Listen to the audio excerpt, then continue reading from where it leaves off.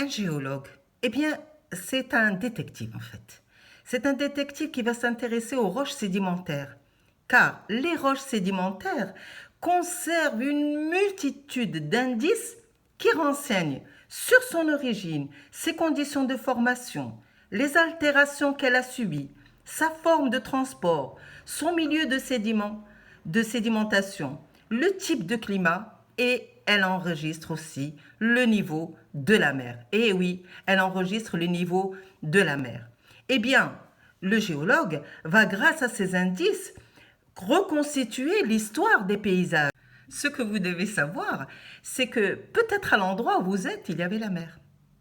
Et donc, ce qui veut dire que soit la mer envahit un continent, c'est la progression, soit la mer se retire du continent, c'est la régression. Et les deux, régression, transgression, constituent un cycle sédimentaire. La vidéo qui va suivre va vous montrer ce qu'est un cycle sédimentaire. Alors un cycle sédimentaire se définit par deux phénomènes, la transgression et la régression. Alors nous allons d'abord voir ce qu'est une transgression et ensuite nous allons voir ce qu'est une régression.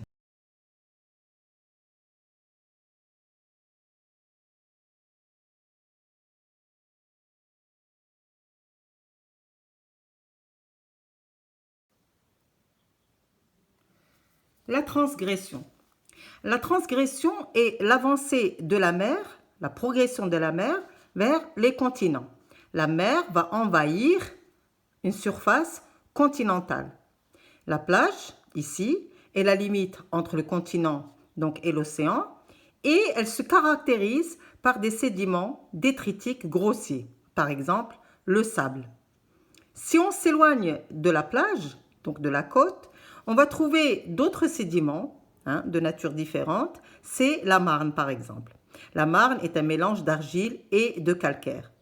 Et si on s'éloigne encore plus de la plage, on va trouver des sédiments calcaires qui se forment en haute mer, si vous voulez. Alors, ces sédiments, surtout les sédiments détritiques ici, sont dus à l'arrivée des sédiments au niveau des continents, par altération, érosion et transport. Alors, j'ai mis plage 1 pour marquer un peu le temps T1, si vous voulez, au temps T1. Au temps T2 maintenant, la mer a continué à avancer, d'accord? Et elle a envahi une partie continentale. La limite ici, c'était le niveau au temps T1. Il y avait une plage ici. Maintenant, cette plage n'existe plus. Il y a une nouvelle plage au temps T2, avec toujours ces sédiments détritiques grossiers. Donc, on a une strate ici avec des sédiments grossiers ici. La mer va avancer et on va avoir des dépôts qui vont venir se déposer ici, en haut du sable, par exemple, qui seront des sédiments marneux.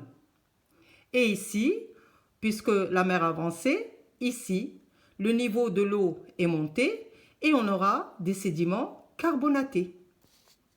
Au temps T2, vous vous rappelez, les sédiments ici, sableux, se sont déposés. Et ici, on a des sédiments marneux qui vont se déposer sur les sédiments sableux. Et les sédiments calcaires, carbonatés, vont se déposer sur les sédiments marneux. La montée progressive de la mer va créer une nouvelle plage.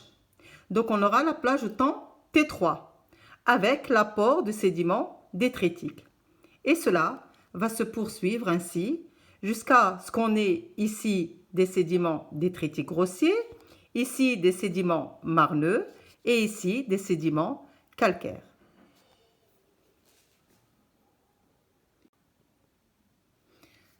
Maintenant, si vous remarquez bien, donc au temps T3, les sédiments donc sableux reposent sur des sédiments ici sableux encore, mais ici, on a de la marne qui s'est déposée sur du sable. Donc des sédiments fins qui se sont déposés sur des sédiments grossiers. Et ici, on a des sédiments carbonatés, par exemple le calcaire, qui s'est déposé sur des sédiments marneux, qui eux-mêmes se sont déposés sur des sédiments grossiers, détritiques.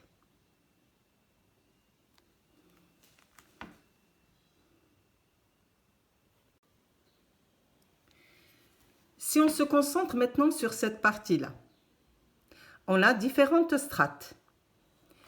Et regardez un peu la superposition de ces strates. Bien sûr, la plus ancienne est en bas et la plus récente est en haut. On a des sédiments carbonatés ici, des sédiments détritiques fins et des sédiments détritiques grossiers. Alors, c'est une séquence, on appelle ça une séquence, c'est-à-dire on a des strates qui sont superposées, les unes, donc chaque strate est sur l'autre. Eh bien, c'est une séquence qu'on appelle transgressive.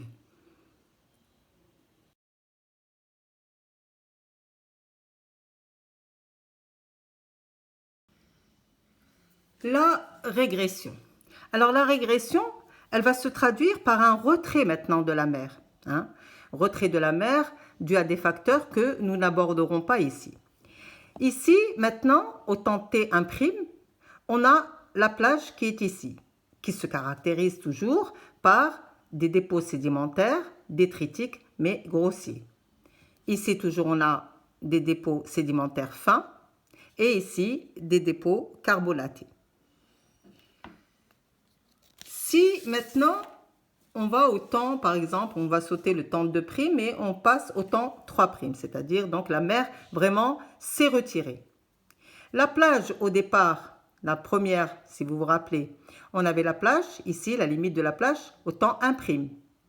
Il y a eu régression de la mer, on a maintenant une nouvelle plage qu'on va appeler au temps 2', une nouvelle plage, et ensuite la mer se retire encore davantage, et on a au temps 3', on a la limite ici, entre la mer et le continent, qui est devenue ici, et on a une plage. Et si vous remarquez bien maintenant, les sédiments qu'on a, c'est au niveau de la plage, ce sont toujours des sédiments détritiques. Mais comme la mer s'est retirée, eh bien, les sédiments détritiques se sont déposés sur les sédiments fins. Par exemple, le sable va se déposer sur la Marne.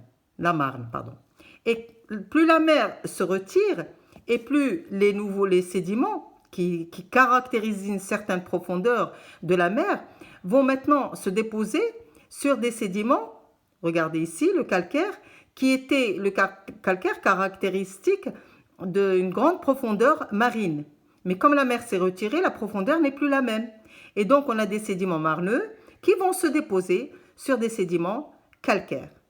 Et on aura si on se concentre sur cette partie-là, regardez bien, on aura une séquence qu'on va appeler régressive, c'est-à-dire on aura des strates superposées, mais on aura d'abord des sédiments carbonatés en bas, des sédiments détritiques fins ici, et des sédiments détritiques grossiers dans cette partie-là. C'est-à-dire donc on aura une disposition qui est différente de tout à l'heure. Et si on a un cycle sédimentaire, c'est-à-dire on a une transgression, puis suivie d'une régression, qu'est-ce qu'on va avoir? On va avoir donc ici, dans la série transgressive, toujours on a des sédiments détritiques grossiers, sédiments détritiques fins, sédiments carbonatés. Et puis ensuite, dans la série régressive, ça c'est la limite, on aura des sédiments carbonatés, des sédiments détritiques fins, et des sédiments détritiques grossiers.